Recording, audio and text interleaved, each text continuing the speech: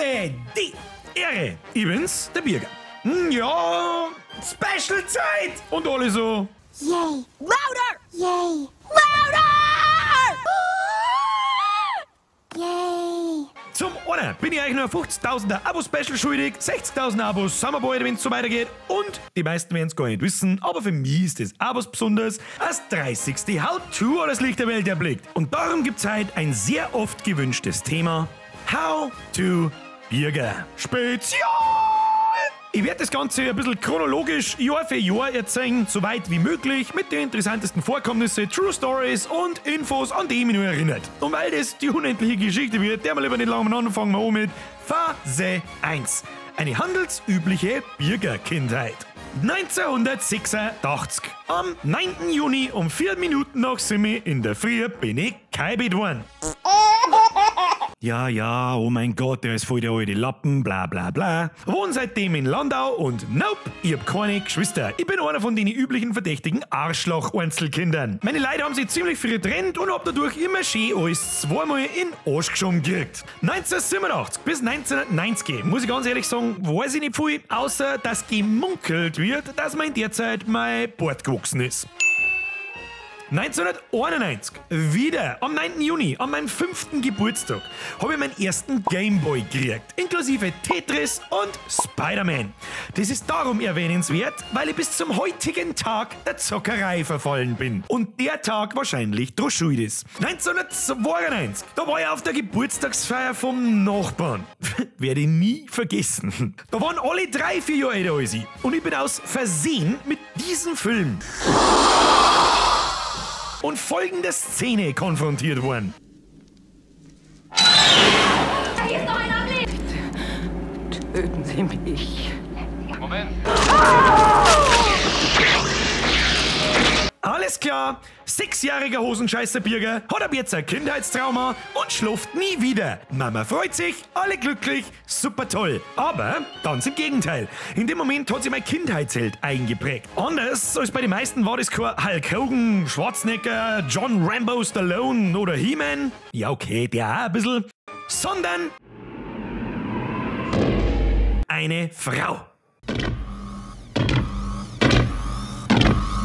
Lass sie gefälligst in Ruhe, du Mistvieh! Sigourney Weaver, aka Ellen Ripley in ihrer besten Rolle. Bis heute bin ich ein Riesenfan von diesem ganzen Alien-Franchise, auch wenn manch ein Film ziemlicher Schrott ist, aber ist wurscht, die denken wir uns einfach weg.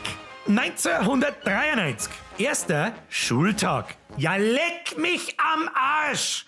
Das, wenn mir vorher jemand gesagt hätte ich mich erschossen, glaube ich. Um das zu beschreiben, zitiere ich jetzt einfach meine Mom, was ich zu meiner ersten Hausaufgabe gesagt habe. Na, Mama, den Rand, den müssen wir nicht ausmalen. Die Frau Wachs hat gesagt, das ist bloß für die fleißigen Kinder. Und nein, diese Einstellung soll sich auch die nächsten Tage, Monate und Jahre auch nimmer ändern. Außerdem war ich zu der Zeit absoluter Michael Jackson-Fan, bin's bis heute und Smooth Criminal ist das beste Lied aller Zeiten. Diskussion zwecklos, braucht's mir mit gar nichts anderem daherkommen.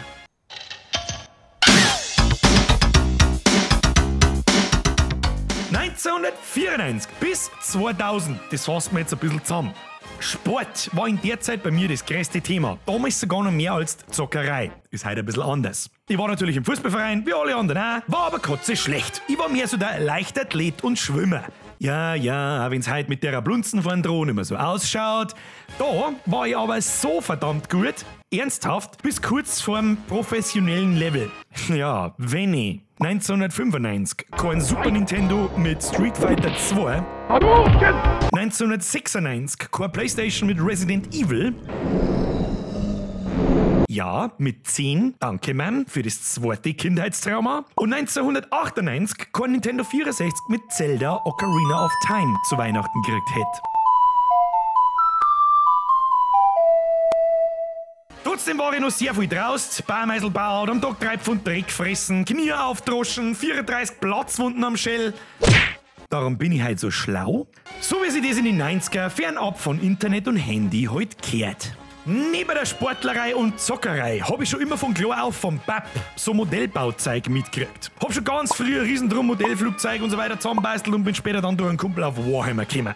Das war einfach irgendwie cooler wie ein Modellflugzeug, irgendwelche brutalen Viecher und so. Falls sich damit jemand auskennt, bis heute habe ich ja ca. 20.000 Punkte Vampirarmee und jede Menge andere Modelle umeinander stehen. Natürlich selber angemeldet und alles, was dazugehört, was mir einen 5-stelligen Betrag an Stunden meines Lebens und vor allem Kohle gekostet hat. Das Ganze hat dann die letzte Tür aufgetreten für mein Interesse an alle möglichen Sachen.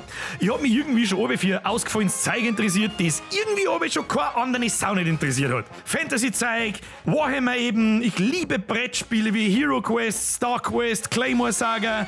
Kennt das heute eigentlich noch irgendjemand? Bin schon immer begeistert von Animes, aber mehr Filme als Serien. Studio Ghibli, mein Nachbar Totoro, schönster Film aller Zeiten. Diskussion wieder zwecklos. So, jetzt aber zurück zu den normalen Sachen. 1997 habe ich übrigens nach 3 Gashalben den ersten Rauschwurm gezogen. Der Mann außen und vor allem ins Auto gespimmt und hab gesagt, dass der McChicken schlecht war. Bin ich mir bis heute nicht sicher, ob's das glaubt hat. Ich glaub nicht. Ich bin von der Grund enttaubt und dann in die Realschule, weil ich fürs Gymi zu faul war. Zu faul. In Sport und Kunst habe ich immer Einser gehabt, beim Rest war ich mittelmäßig bis kotze schlecht, weil es mir einfach ein Scheißdreck interessiert hat, ob Natrium mit fucking Wasser reagiert, der Selbstkostenpreis her als Nachfrage ist oder der Sinus halt mit dem Cosinus eine kleine Parabel zeigt. Und ja, man hat mich damals schon ab und zu Klassenkasperl genannt. In der Haupt- und Realschulzeit hat sich auch mein Freundeskreis dann geändert, weil du halt in eine neue Klasse kommst und hab dann 3-4 Jahre ziemlich mit Mobbing zum Struggeln gehabt. Ja, ich weiß schon, irgendwie verzeiht das ja jeder YouTuber, keine Ahnung warum. Aber über das Thema mag ich nie wieder schmatzen, außer dass ich glaube, dass die Zeit schwer dafür verantwortlich ist, wie und wer ich heute bin. Aber zum Abschluss mag ich mir auch ein kleines Karma, Bitch, nicht verdrucken müssen. Sodala, Ultra Brutal Shizzle Madizzle Special Merci. Und das machen wir so. Tja, meine sehr verehrten Damen und Herren, was soll ich sagen? Langsam gefällt mir nämlich wirklich nichts mehr ein dazu.